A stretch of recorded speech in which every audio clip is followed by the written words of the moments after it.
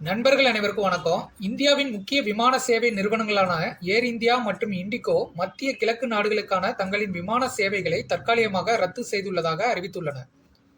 Israel மற்றும் Iran நாடுகளுக்கு இடையே உருவாகியுள்ள பதற்றமான நிலை தொடர்ந்து மோசமடைந்து வரும் நிலையில மத்திய கிழக்கு பிராந்தியத்தின் பல பகுதிகளில் பாதுகாப்பு அச்சுறுத்தல்கள் அதிகரித்துள்ளன.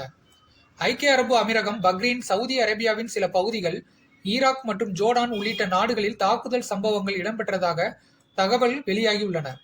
இந்த சூழ்நிலையால் சர்வதேச விமான போக்குவரத்து பெரிதும் பாதிக்கப்பட்டுள்ளது.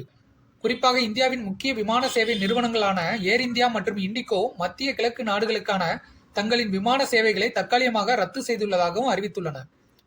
தாக்குதல்கள் மற்றும் பாதுகாப்பு அபாயங்களை கருத்தில் கொண்டு பயணிகள் மற்றும் விமான பணியாளர்களின் பாதுகாப்பை முதன்மையாக கருதி இந்த முடிவு எடுக்கப்பட்டுள்ளதாக விமான நிறுவனங்கள் தெரிவித்துள்ளன. மத்திய கிழக்கு பகுதிகளின் நிலைமை தொடர்ந்து மாறிக்கொண்டிருப்பதால் அங்கு செல்லும் அனைத்து ஏர் இந்தியா விமானங்களும் அடுத்த அறிவிப்பு வரும் வரை நிறுத்தப்பட்டுள்ளதாக தெரிவிக்கப்பட்டுள்ளது. நிலைமையை தொடர்ந்து கண்காணித்து தேவையான மாற்றங்கள் மேற்கொள்ளப்படும் என்றும் பாதிக்கப்பட்ட பயணிகளுக்கு தேவையான உதவிகள் வழங்கப்படும் என்றும் நிறுவனம் குறிப்பிட்டுள்ளது. இதற்கிடையில் அமெரிக்கா மற்றும் ஈரான் தொடர்புடைய இராணுவ நடவடிக்கைகள் மேற்கொள்ளப்பட்டுள்ளதாகவும் ஈரானில் உள்ள உயர்மட்ட மத தலைவர் அயத்துல்லா அலி கமெனே அலுவலகம் அருகே தாக்குதல் நடைபெற்றதாகவும் சர்வதேச ஊடகங்களில் செய்திகள் வெளியாகியுள்ளன.